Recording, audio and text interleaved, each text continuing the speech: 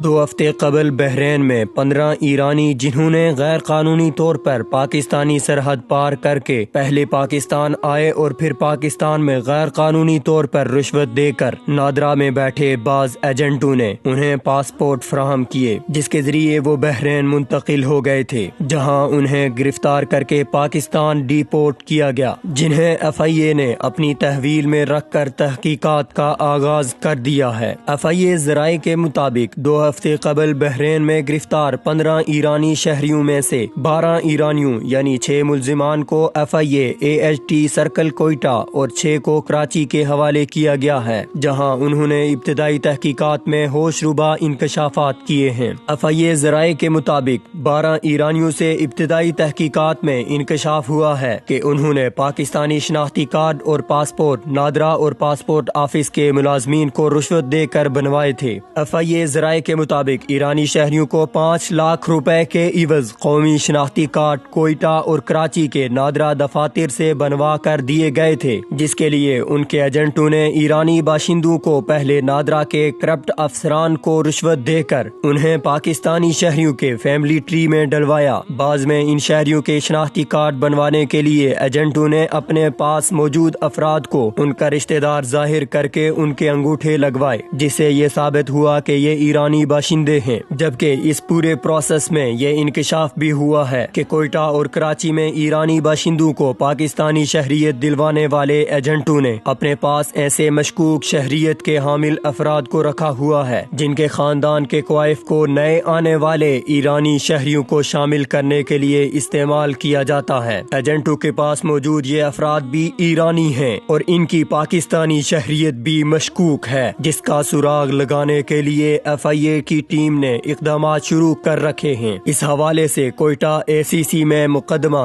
47/2018 جبکہ کراچی کے AHT circle میں مقدمہ 406/2018 درج کر کے مزید تحقیقات شروع کر دی گئی ہیں۔ مقدمات میں نادرا کی ان برانچوں میں تعینات افسران کو بھی نامزد کیا گیا جن ملازمین نے ان ایرانی شہریوں کو شناختی کارڈ بنوا کے دیے تھے۔ کراچی میں جن 6 ایرانی شہریوں کے لیے شناختی کارڈ بنوائے گئے انہیں نادرا عوامی مرکز برانچ اور نادرا ڈیفنس میگا سینٹر لے جایا گیا تھا۔ کراچی میں درج ہونے والے مقدمے میں FIA نے مجموعی طور پر نادرا کے 6 افسران کو نامزد کیا، جن میں سے 2 افسران کو 3 روز قبل گرفتار کر لیا گیا تھا، جبکہ باقی 4 افسران کی گرفتاری تاحال عمل میں نہیں لائی گئی، تاہم ان کی گرفتاری کے لیے اقدامات ہو رہے ہیں۔ FIA کی تحقیقات میں انکشاف ہوا ہے کہ غیر قانونی طور پر ایرانی شہریوں کے پاکستان آنے کے بعد انہیں قومی شناختی کارڈ سے لے کر پاسپورٹ اور برتھ سرٹیفکیٹ بنوا کر دینے والا ایک پورا نیٹ ورک سرگرم ہے، جس کے ایجنٹ نادرا اور پاسپورٹ افسران کو بھاری رشوت کے عوض اپنا کام کرواتے ہیں۔ FIA ذرائع کے مطابق نادرا کے کرپٹ افسران کے خلاف کارروائی جاری ہے، لیکن اس کے ساتھ ساتھ پاکستان میں موجود ایرانی ایجنٹ پاسپورٹ آفس کے ملوث افسران کو بچانے کے لیے دن رات ایک کر رہے ہیں۔ ذرائع کا کہنا ہے کہ گزشتہ چند ماہ کے دوران national data base and registration authority NADRA, جو کہ قومی شناختی کارڈ جاری کرنے والا ادارہ ہے، کے حکام نے ایسے جعلی پاکستانی شناختی کارڈوں کی بھی بڑی تعداد کو بلاک کیا ہے جنہیں بلوچستان کے مختلف حصوں سے جاری کیا گیا تھا۔ سیکیورٹی ایجنسیوں نے ماضی میں بھی نادرا کے کئی اہلکاروں کو کوئٹہ اور بلوچستان کے دوسرے حصوں میں غیر ملکیوں کو